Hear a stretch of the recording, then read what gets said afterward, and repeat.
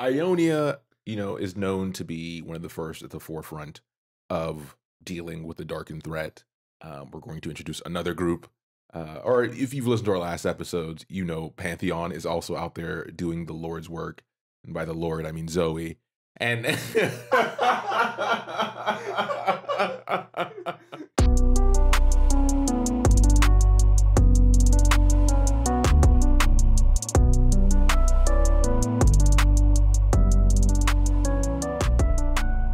welcome to Casuals of Runeterra, episode 112. I'm your host, Ryan, here with your other host, Hedge. What's up, everybody? Let's get into it. Let's get stuck in. Yeah, we're doing one of the rare in-person recordings this time, which is always fun. Yeah, we had to remind ourselves that we are actually friends. This is still up for debate. My lawyers are at work. So housekeeping up top. You can listen to us everywhere. Email us at podcastcore@gmail.com. Remember, that's C-O-R. Visit us at podcastcore.com for all of our info. Follow us on all the platforms. That helps with discoverability. We appreciate it. And then, leave a like or a comment or both. But word of mouth is how we got this far. So tell one friend to bring about the apocalypse by listening to the Casuals of Runeterra podcast. That's right, baby. This show is the doom switch. All right. Go ahead and engage it. Let's end it all right here. It would be Aatrox that would end our show, wouldn't it be? It would be an Aatrox. Exactly. So if you've listened to our previous episodes, which we hope you always do, to keep up to date on where we're going with the story, we've talked about Jax. That brought us to Icathia. We talked about the history of Icathia and gave you some deep dive into that. And naturally, that plays into what we're talking about today. So this episode is The Dark Sun. And we're talking about Aatrox. So let's just hop into it. And we start off with a spell as usual. Yeah, and the spell for today is going to be Utter Devastation. And I am going to read that because I doubt that anyone who actually plays the game knows what this card does. So Utter Devastation is a slow speed 11 mana spell from Shadow Isles. And its effect is kill all units except allied Darkin and allied equipped units. And one of the reasons that you probably have no idea what this card does is that it's an effect that equipment decks don't want. So the fact that it is a one-sided board wipe, if your deck's built around it, like that could be very powerful. But in reality, the equipment decks that we've been saying, they want to be ending the game around turn 8. This is not ending the game. This is just stretching it out. And if you're an equipment deck that needs a board wipe, you're probably lost. Like that's just how the game is right now. But of course, we're going to talk about it because of flavor. Because as we mentioned before, we've been building up to this kind of episode for a while. And the flavor text of this shows how much work we've been putting in here. So on the flavor, we got, as she took hold of the weapons, her humanity fled. And in its place, a hateful essence filled the emptying vessel that was once the student June. It washed through her, over her, around her, and out into the world, stirring the slumbering Darkin. And not only is that just a kind of a window and a look inward as far as what the Darkin are and how they work, but we talked about June in our Master Yi episode. Yep. As far as like the rebuilding of the Wuju clan, it's going well. Ionia, is known to be one of the first at the forefront of dealing with the Darken threat. We're going to introduce another group. Or if you've listened to our last episodes, Pantheon is also out there doing the Lord's work. And by the Lord, I mean Zoe. And so this fits within that same context, right? We're still on track. We're still on track. Yep, still on track. But yeah, I mean, this is the last time you'll ever hear about this card because it's just not what you need in that kind of deck. And that takes us to the follower. And since we are talking about the Darkin, that makes the followers a lot of fun to talk about because our follower for today is going to be the Darkin Ballista. So with the World Ender expansion, we got a lot of different equipments, which was a new effect into the Runeterra game at that time. And then when we got the launch of Aatrox, we got a lot of Darkin weapons, which are weapons that are living. So the Darkin Ballista is one of those weapons that can transform into another weapon. or into a follower. And so the weapon itself is a 1 mana equipment with +2/+0. And the only other effect is you may spend 8 mana to play me as Naganeka of Zareta. And Naganeka of Zareta is a 5/13 with Overwhelm. And at the round end, the strongest enemy and I strike each other. So this is one of those cards that works really well with an Aatrox kind of playstyle because you want the big guys to be hitting the board and ending the game. And this is one of those ways to drop somebody to end the game because it's got a big old butt. We're talking dumpy seal of approval. And it also acts as removal even after you first played it. But of course, we got to talk about the flavor. And this one, since it is 2 cards in one, we've got 2 flavor texts to cover, which is awesome for us. On the front side, we've got the steppes of Eastern Valoran were known to be barren, unfit to feed or home the Noxie people. But as the centuries fell by, a new empire was founded, hungry for expansion. Fallow lands found new fertility under new farming techniques, and weapons once thought safely buried became uncovered once again. And these are Darkin weapons. They're living things. So what happens to the Darkin Ballista when it's getting uncovered? We know about that on the flip side, which is ancient muscles flexed once more. The warrior heard her general's call and knew where she was needed, south, and the lands she once knew as Icathia. So, yeah, don't dig too deep. Like, did we not learn about anything from the Mines of Moria? Or even the True Ice, right? When that melts and what that releases. Like, you don't want old things being introduced back into the new world. It's just, you're bound to have a bad time. Yeah, always a bad time. Oh, just be cool on the surface. Let's just be chill. All right, let the dwarves handle let the dwarves handle the depth. Leave Lysandra alone with her thralls. All right, we'll just leave her down there. So this takes us into Aatrox, right? And our story for Aatrox starts in the ancient times before Shurima was even swallowed by sand. And Aatrox is one of the newly born Ascended at this point, and his form at that point, which you've probably seen as a skin in game at now, is golden light for wings and a sparkling armor set that's like constellations. So similar to what you would expect from Targon, right? And he was the vanguard at that point of the Shuriman military. He was the new man on campus, leading the charge, and he was well respected by all ranks at this point. I like how he covers like both sides of the Celestials of the Diablo.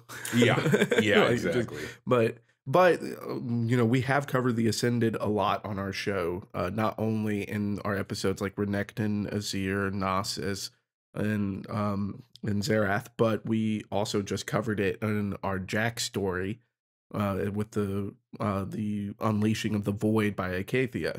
And in that story, we even mentioned that there are Ascended that we haven't seen before. And yeah, Aatrox is an Ascended. Yeah. Just not the one that we know from game. Exactly. So one day, Sataka, or how do we want to say it? Do you want to say Sataka? Is it harder? Yeah, is it more straightforward? It probably is harder, but it's going to be Sataka. Yeah, let's do Sataka. Yeah, okay. It's been a whole weekend of Sataka, so you're not taking this from me. So this is the Ascended Warrior Queen from our previous story that we didn't get a name for, right? And there's a description of what she looks like in that. And this is during that battle for Icathia. And she's essentially saying, hey, we need help. Something is going wrong. These Icathians have released this weapon, quote unquote, and Aatrox wastes no time getting there, but he's still a bit too late. Yeah, and we do know, as far as covering the Jack story, like just how badly this goes south for everybody. We're not going to get too into detail with that in this episode. Go listen to our Jack story if that's something that you want to hear. The Jack's bio and the story that we covered. It's a 2-parter, so it's a little bit longer, but that's why you should go listen to it, because we would be here all day if we cover it now. Yeah. And so he's on cleanup duty, right? He essentially shows up and he's the janitor. And for years, him and the ranks that come with him are trying to clean up. There's other Ascended there as well. They're battling the Void to close some of these more massive rifts to halt his progress of damage throughout Shurima. And this starts to have an effect on them. And this is a reference to the end of the story, what happens to Axamok, our character in the previous episode. And this effort forever changes him and the other ascendants with him. And then when Shurima ultimately falls, because that's the destiny that waits for them, the remaining ascendants lose their purpose, and then they begin to fight amongst themselves. So if you remember, if you go back to our Renekton episodes and our Azir episodes, and you see the conflict that arises when they no longer have something to do because they are quote unquote immortal. It's kind of similar to that, right? We're getting that. This is foreshadowing that event in the future. And this forces the mortals to escape because you can't hang around while gods fight. We've gone over this. You need to leave. How many ruinations are we at now? Yeah, just get out. Just get away. It's not a good idea. But we know from like our Renekton story that for a lot of these Ascended, they don't really hold on to their mortality, or at least that mortal thinking very well. Specifically, Renekton lost it pretty damn quick, compared to the other Ascended. And this is just the fate that was left for all the Ascended when Shurima fell. And so for Aatrox, he's gonna be okay, right? No, absolutely not. And this is how we get the name that we know now from the people, because the PR campaign fails and they start referring to them as the Darkened. They are no longer Sunborn. They are no longer the Ascended. They are Darkened. And then Targon gets involved. So Aspect of Twilight at this point, Zoe, decides to give the mortals information on how to trap these beings into something. And this is something we see across, Hetch already referenced Diablo, where you can't kill something, so your only other option is to imprison it and hope nobody stumbles across it, which they always do. So they take that route. And Zoe tells them how. She gives them the knowledge to trap, the Darken, and the Aspect of War, which at this point is Pantheon. Listen to our Pantheon story to get some more insight on how that happened. He becomes the beacon that leads them into these battles to take down the Darken and then entrap them in weapons. And for Aatrox specifically, what happens to him is he gets deceived, right? He has a tendency, and this is a personality trait we see, to get wrapped up in battle and lose focus. And here he gets deceived and he gets locked into his sword, which he's been carrying around forever, which takes a strike at his pride. Yeah, and for our longtime listeners, you'll recognize as far as this fate for Aatrox as the battle between Aatrox and Pantheon that he fought with the Raharok and do it for a Sosei. They did it. They did it. They succeeded. They put Aatrox in his own sword. But as we just mentioned, and we don't even have to look at outside media to compare it to, because like with Renekton and Xerath, who were imprisoned to save the rest of Shurima from Xerath, they're always found. The prison is always found. And so now we're just going to keep reading to figure out how Aatrox is found. We do it for the content. That's how it works. So the weapon becomes his prison, and his only out is finding a host to possess, right? And he doesn't like this approach. He used to be a free being to be himself. And over many, many years, he goes possessing one mortal after another, draining their life force, which is making him stronger, but never strong enough to break his prison. So during this time, he tries to seek a way to gain freedom. And then that's when he's like, I can't see a way out of my special situation. And the depression begins. And this is very interesting because it's at this point in the story that we get to learn more about Aatrox as when he wasn't ascended, that he was very much more geared towards martial prowess. Yeah. Which makes sense since he was, kind of losing himself in battle and he's carrying around a sword at all times, and that's ultimately his prison. But it's within this time, like some of the stories that we've covered before on this channel, where the timeline kind of gets skewed or it gets really long and we don't know exactly how long. But since he's able to hold on to his consciousness, he's able to expand his repertoire into some magics too. Yeah. And that's how he's able to kind of extend himself out from the sword to take over the minds of mortals. But even though he's learning these new ways, these new powers to control, he still can't get out. And that's why he's now like, oh, okay, I'm entering my emo phase now. Because if I can't get out of this prison, then everyone should be suffering. If I'm going to suffer, we're all going to suffer. Yeah, and the funny thing about how he sees this path he's now been sent down, this path of despair, he sees this as an injustice that he's experiencing. And then he comes to that ultimate solution of, quote here, if he could not destroy the blade or free himself, then he would embrace oblivion instead. And this leads to his continuous goal of trying to drive all of creation towards the final apocalypse so he and the blade can, quote, cease to exist. Yeah, and I mean, like, I don't know, like, because this is definitely like someone who's going insane. Oh yeah, he's lost. So like, I think like if I was kind of in that point too, that it's like, you know, maybe yeah, I would want it to stop too. But this is definitely extreme, especially since it's beginning from a point of this is an injustice.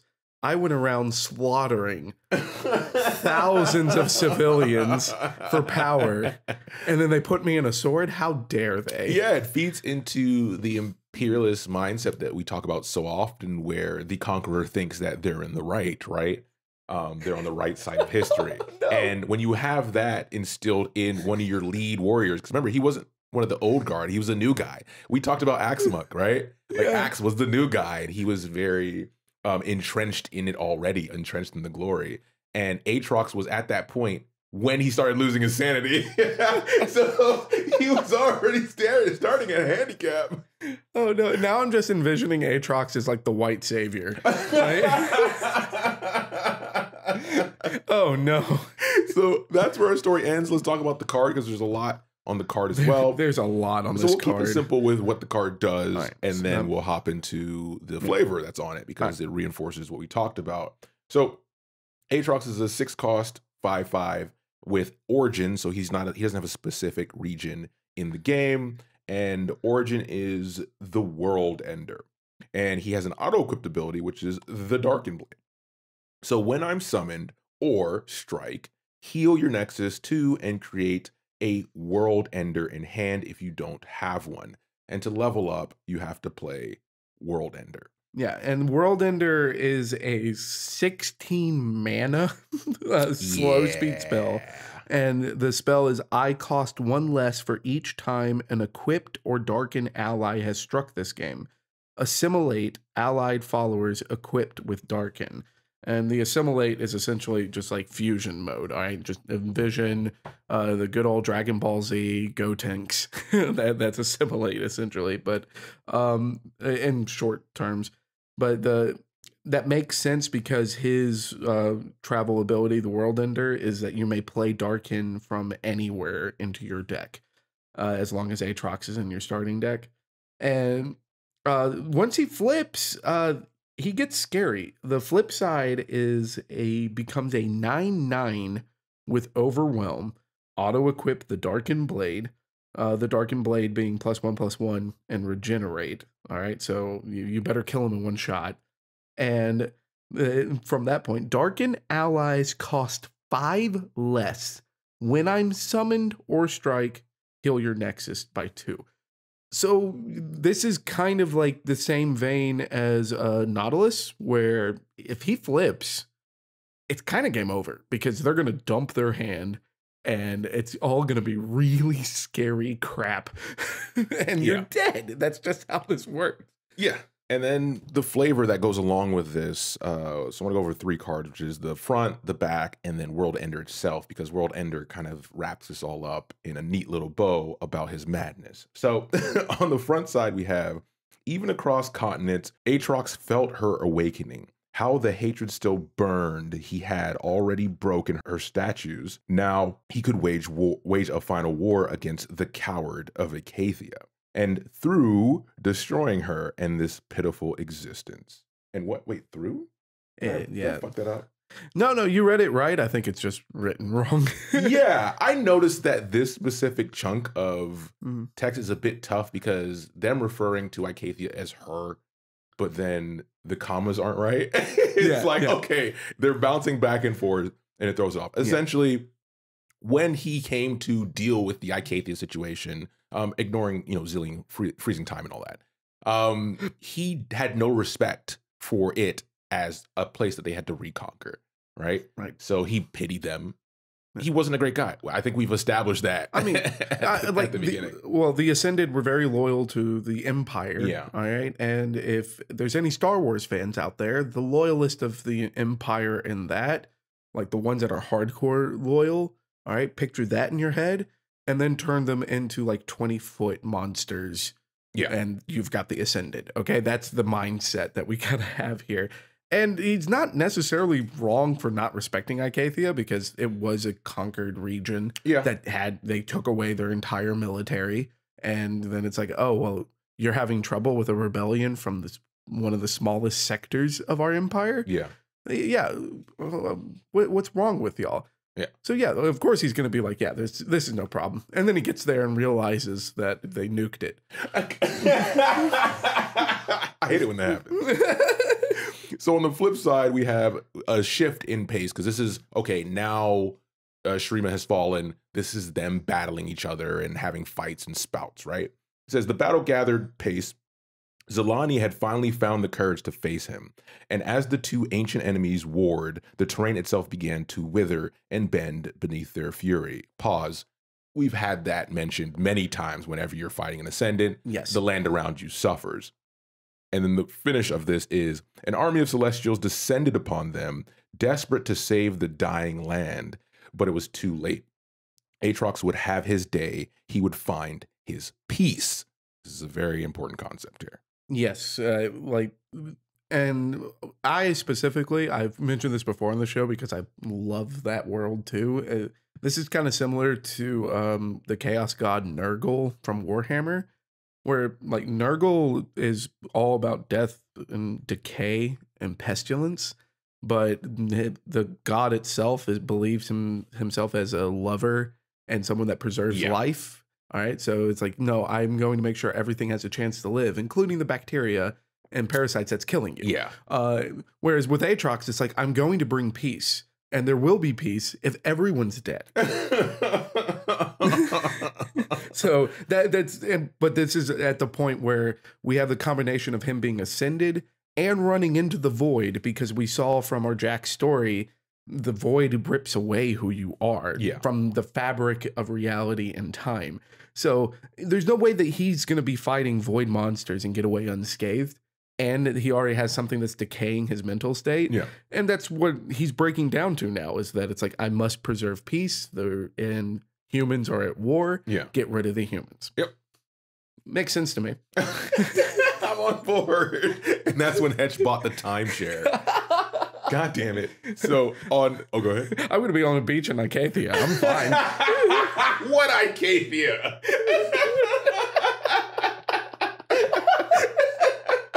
So to wrap it up, the final card we want to talk about is the World Ender. So the quote on that is peace. Peace through war, peace through death, peace through oblivion. And that's where we end. Yeah. So Aatrox is a rough character, but this is why we took so much time to build up to him, because it is a lot of cataclysmic events that lead to one of the Ascended becoming a extremely large threat to Runeterra, which is really impressive when you think about it, since we've already covered the crap that Viego has caused in the Blessed Isles. Yep. And then the wrath of the void that Icathia has wrought upon the world. And then Lysandre's basically prepping a void level, Armageddon up in the north. And we still have somebody that is out in the open being a major problem, getting essentially gods involved in on it. Yeah. So we had to cover all of that to really bring into scope how this could happen. Yeah. This is like season 8 type stuff. It really is. Yeah. So that wraps it up. And as always, thanks for listening. And we'll be back soon with the next episode. Yeah. Take care, everybody.